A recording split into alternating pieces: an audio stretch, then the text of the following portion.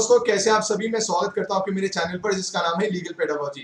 दोस्तों, इस वीडियो में हम डिस्कस करने वाले हैं इंपॉर्टेंट लैंडमार्क जजमेंट्स को जो कि सुप्रीम कोर्ट ने डिलीवर किए हैं, चाहे वो रिसेंट टाइम्स में हो या पुराने। पर जितने भी लैंडमार्क जजमेंट्स हैं उनको हम कवर करेंगे इस वीडियो में। पार्ट 1 ऑलरेडी चैनल पर अपलोडेड है, तो अगर आपने अभी तक वो वीडियो नहीं देखी है तो आप उसको देख सकते हैं। ये पार्ट 2 है ऑफ इंपॉर्टेंट लैंडमार्क जजमेंट्स।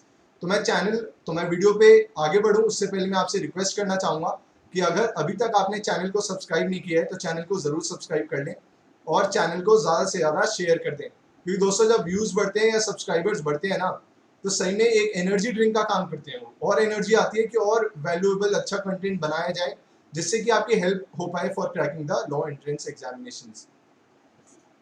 तो दोस्तों, पहला इंपॉर्टेंट केस था Anuradha Bhasin versus union of India, जो कि किसको लेके था, regarding the right to internet access. और ये उस टाइम की बात है जब जम्मू एंड कश्मीर में 144 इम्पोज की गई थी अंडर सीआरपीसी, और 370 हटने से पहले की ये घटना है जब इंटरनेट शटडाउन किया गया था इन जम्मू एंड कश्मीर। तो ये केस फाइल किया गया था इन द सुप्रीम कोर्ट, जिसमें बोला गया था कि भाई जो इंटरनेट शटडाउन किया गया है in the Jammu and Kashmir state, it violets article 21, it violets article 19। तो इस पे फिर क्या जजमेंट दिया सुप्रीम कोर्ट ने?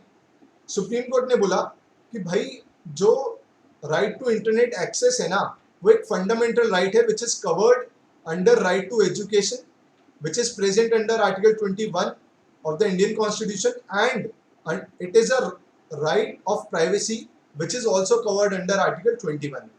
दूसरी बात उन्होंने क्या बोली कि भाई अगर internet shutdown for indefinite period किया जाता है ना किसी भी स्टेट में, तो it violates the freedom of expression which is guaranteed under Article 19 sub clause 1 of Indian constitution. ये दूसरी बात बोली थी। तीसरी बात क्या बोली उन्होंने कि भाई आप देखते ही होंगे जैसे कि आजकल व्हाट्सएप के थ्रू भी लोग बिजनेस करते हैं, इंटरनेट के थ्रू बिजनेस किया जाता है आज के टाइम पे, क्योंकि ये ग्लोबलाइज्ड वर्ल्ड है। तो कोर्ट ने बोला कि भाई अगर इंटरनेट शटडाउन इनडेफिनाइट पीरियड के लिए किया जाता है ना, तो उससे फ्रीडम टू ट्रेड और कॉमर्स ये भी रिस्ट्रिक्ट होता है, ये भी वॉयलेट होता है, which is protected under article 19 sub clause 1 sub clause जी। तो ये महत्वपूर्ण बातें बोली सुप्रीम कोर्ट ने इन इट्स जजमेंट। और बातें क्या बोली थी, इसका इम्पैक्ट क्या हुआ? अब सुप्रीम कोर्ट ने बोला कि गवर्नमेंट कभी भी अगर ऐसा कुछ ऑर्डर लाती है जिसमें इंटरनेट शटडाउन किया जाता है पर्टिकुलर स्टेट या एरिया में, तो उनको ये ऑर्डर पब्लिश करना पड़ेगा जिससे कि उसको चैलेंज किया जा सके under the court of law. वो ऑर्डर्स आपको पब्लिश करने पड़ेंगे जिससे कि कोई भी बंदा उसको चैलेंज कर pi by approaching the appropriate court. दूसरी बात ये बोली कि भाई अगर ऐसी कोई रिस्ट्रिक्शन लगाई जाती है तो वो एक लिमिटेड पीरियड तक ही लगाई जा सकती है, वो इंडेफिनाइट पीरियड तक एक्सटेंड नहीं की जा सकती या अननेसेसरी ड्यूरेशन के लिए नहीं लगाई जा सकती है। तो ये केस था regarding the right to internet access, जिसका नाम था Anuradha Bhasin versus union of India. अगला इंपॉर्टेंट केस है Romesh Thappar versus state of Madras. आपने इस केस का नाम बहुत बार सुना होगा। ये केस है 1950 का, एंड बेसिकली ये केस था regarding the right to freedom of press. तो इसमें रमेश थापड़ ने चैलेंज किया था ऑर्डर ऑफ मद्रास की स्टेट ऑफ मद्रास ने एक ऑर्डर निकाला था under the maintenance of public order act, जो कि उनके हिसाब से कॉन्ट्रवीन कर रहा था, वॉयलेट कर रहा था fundamental right of speech and expressions which are given to him under article 19 sub clause 1 sub clause A. तो इसमें सुप्रीम कोर्ट ने क्या बोला कि भाई जो freedom of speech and expression guaranteed है ना under article 19, it includes right of freedom of propagation of ideas. मतलब वो खाली यही नहीं है कि आप अपने भावनाओं को, अपने विचारों को अभिव्यक्त कर पाए, मतलब आप एक्सप्रेस कर पाए। उसमें आपको ये भी राइट दिया गया है कि आप बाकी लोगों तक भी उसको प्रोपोगेट कर पाए, सर्कुलेट कर पाए। तो freedom of speech and expression under article 19 sub clause 1 includes freedom of propagation of ideas, कि आप प्रोपोगेट कर पाए उन आइडियाज को या सर्कुलेट कर पाए। दूसरी बात उन्होंने क्या बोली कि भाई द लिबर्टी ऑफ प्रेस, जो प्रेस को लिबर्टी दी गई है, it is an essential part of right to freedom of speech and expression covered under article 19 sub clause 1 sub clause A. तो ये फ्रीडम ऑफ प्रेस के बारे में मेन इस केस को इसलिए जाना जाता है क्योंकि फ्रीडम ऑफ प्रेस के बारे में इसने बात की थी, और सुप्रीम कोर्ट ने बोला था the freedom of press is covered under Article 19 sub clause 1 sub clause A. अगला इंपॉर्टेंट केस है MC Mehta versus state of Tamil Nadu in the year 1986। तो दोस्तों MC Mehta is a very renowned environmentalist lawyer जिन्होंने बहुत सारे केसेस लड़े हैं और जिनकी वजह से बहुत सारे इन्वायरमेंटल रिफॉर्म्स आ पाए हमारी कंट्री में। तो वैसे ही एक लैंडमार्क केस था MC Mehta versus state of Tamil Nadu, जिसमें इशू क्या था कि एक कंपनी थी जिसका नाम था Shriram food and fertilisers limited, जो कि प्रेजेंट थी दिल्ली में एस्टैब्लिश हुई थी ये कंपनी।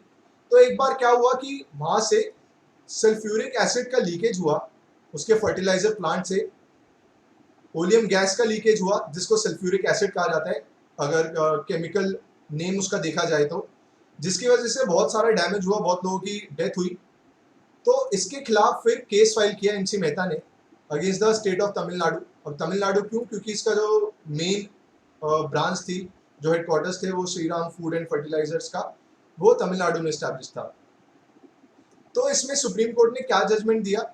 पहला जजमेंट ये दिया गया इस केस से रिगार्डिंग कि भाई जो भी बच्चे होंगे ना, जो भी बच्चे हैं उनको एम्प्लॉय नहीं किया जा सकता है हजार्डस जॉब्स में। हजार्डस जॉब्स जो हेल्थ को इफेक्ट करती हों, जैसे कि फैक्ट्रीज जहाँ पे मैच बॉक्सेस मैन्युफैक्चर होते हो या फायर क्रैकर्स मैन्युफैक्चर होते हैं, वहाँ पे बच्चों को एम्प्लॉय नहीं किया जा सकता है। ऑल्दो पैकेजिंग में उन्हें एम्प्लॉय जरूर किया जा सकता है अगर वो पैकेजिंग जहाँ पे होती है इन चीज़ों की वो दूर हो जहाँ पे वो मैन्युफैक्चर होती है उस जगह से। दूसरी बात, आप जानते होंगे कि स्ट्रिक्ट लाइबिलिटी का कॉन्सेप्ट था पहले हमारे देश में, तब एब्सोल्यूट लाइबिलिटी एग्जिस्ट नहीं करती थी। और स्ट्रिक्ट लाइबिलिटी में कुछ इम्यूनिटीज अवेलेबल थी, कुछ डिफेंसेस अवेलेबल थे। पर वहीं जब हम एब्सोल्यूट लाइबिलिटी की बात करते हैं तो उसमें कोई भी डिफेंस अवेलेबल नहीं होता। अगर आप कुछ हजार्डस सब्सटेंस स्टोर करते हैं और वो लीक हो जाता है, उससे डैमेज होता है, तो आपके पास कोई डिफेंस नहीं होता कि भाई दूसरे की वजह से ये लीक हुआ, या बाकी और तरीके के जो डिफेंसेस होते हैं वो अवेलेबल नहीं होते। तो जो प्रिंसिपल ऑफ एब्सोल्यूट लाइबिलिटी हमारे देश में आया वो इसी केस के बाद आया। तो एब्सोल्यूट लाइबिलिटी का प्रिंसिपल भी इसी केस से इवॉल्व हुआ और स्ट्रिक्ट लाइबिलिटी का तो ऑलरेडी था ही। तो ये था MC Mehta versus state of Tamil Nadu का केस इन द ईयर 1986, जो कि हमें पता होना चाहिए। अगला केस है के S पुट्टा Swami versus union of India of year 2017। बहुत ही रिनाउंड केस है, आपने सुना भी होगा। ये राइट टू प्राइवेसी से रिगार्डिंग था। तो इसमें इशू क्या था? इशू ये था कि क्या भाई राइट टू प्राइवेसी जो है, is it a fundamental right which is guaranteed under article 21? क्या राइट टू प्राइवेसी एक फंडामेंटल राइट है? तो सुप्रीम कोर्ट ने क्या जजमेंट दिया कि भाई जो राइट टू प्राइवेसी है ना, it is a fundamental right and is covered under right to life and liberty of article 21। Right to privacy भी एक फंडामेंटल राइट है जो कि कवर होता है under article 21 which talks about right to life and liberty. और supreme court ने अपने जजमेंट को ओवररूल किया, जो कि उन्होंने एमपी शर्मा और खड़क सिंह के केस में दिया था, जिसमें ये बोला गया था कि भाई इंडियन कॉन्स्टिट्यूशन में ऐसा कोई भी प्रोविजन नहीं है जो राइट टू प्राइवेसी को प्रोटेक्ट करता है। तब राइट टू प्राइवेसी को फंडामेंटल राइट नहीं माना गया था उस केस में, पर उस केस को ओवररूल किया गया इन द केस ऑफ के S पुट्टा Swami versus union of India में। तो इंपॉर्टेंट जजमेंट है, हमें पता होना चाहिए। तो कुछ बच्चे जो मुझसे क्वेश्चन पूछते हैं कि भाई वाई इज सुप्रीम कोर्ट, जो भी जजमेंट सुप्रीम कोर्ट देती है उससे वो खुद बाउंड क्यों नहीं होती? क्योंकि देखिए समय के साथ सोसाइटी इवॉल्व होती है। तो जैसे कि पहले ये माना गया कि right to privacy fundamental right नहीं है, बाद में उसको बदला गया और इस केस में बोला गया कि राइट टू प्राइवेसी भी फंडामेंटल राइट है। तो सोसाइटी इवॉल्व हुई तो जजमेंट्स भी इवॉल्व हुए। अगर यही होता कि सुप्रीम कोर्ट बाउंड हो जाता अपने डिसीजन से, तो कभी भी हम प्रोग्रेसिव सोसाइटी के साथ चीज़ों को बदलाव ना ला पाते, हम कानून को चेंज ना कर पाते। अगला इंपॉर्टेंट केस था जो कि इससे थोड़ा बहुत जुड़ा हुआ था, वो था Aadhaar verdict in the year 2008। Aadhaar card आए थे, आपको पता होगा। तो फिर ये बात उठी कि भाई जो आधार है वो तो हमारी राइट टू प्राइवेसी को वॉयलेट करता है, जो कि फंडामेंटल राइट है। तो इसमें इशू ये था कि भाई क्या जो आधार कार्ड का इशुएंस है, क्या वो प्राइवेसी को इफेक्ट करता है या वो एक रीजनेबल इन्वेजन है अपॉन द प्राइवेसी? तो सुप्रीम कोर्ट ने बोला कि भाई नहीं, जो आधार कार्ड का इशू है वो वॉयलेट नहीं करता राइट टू प्राइवेसी को, and it is a reasonable invasion upon your privacy. ये रीजनेबल इन्वेजन है upon your privacy and it does not violate right to privacy. पर और बातें क्या बोली सुप्रीम कोर्ट ने कि भाई Aadhaar must not be made compulsory for school admission and administration can not make it mandatory. Supreme court ने बोला कि आधार का होना कंपल्सरी नहीं किया जा सकता। अगर स्कूल में एडमिशन चाहिए बच्चे को तो ये जरूरी नहीं है कि उसके पास आधार कार्ड हो तभी उसको एडमिशन मिलेगा। दूसरी बात उन्होंने क्या बोली कि अगर किसी को बैंक अकाउंट खुलवाना है तो ये जरूरी नहीं है कि उसके पास आधार कार्ड होगा तभी बैंक अकाउंट खुलेगा, या उसको कोई मोबाइल कनेक्शन चाहिए तो आधार कार्ड का होना अनिवार्य है, मैंडेटरी है। एक और बात क्या बोली, सुप्रीम कोर्ट ने आधार कार्ड को पैन कार्ड के साथ लिंक करना कंपलसरी कर दिया था इसी केस में, कि पैन कार्ड को आधार कार्ड के साथ लिंक होना कंपलसरी होगा, मैंडेटरी होगा for filing the income tax return. और आखिरी में क्या बोला था कि भाई गवर्नमेंट कभी भी जो डेटा उसके पास होगा, आधार कार्ड डेटा जो होगा, वो कभी भी शेयर नहीं कर सकती किसी के साथ on the grounds of national security.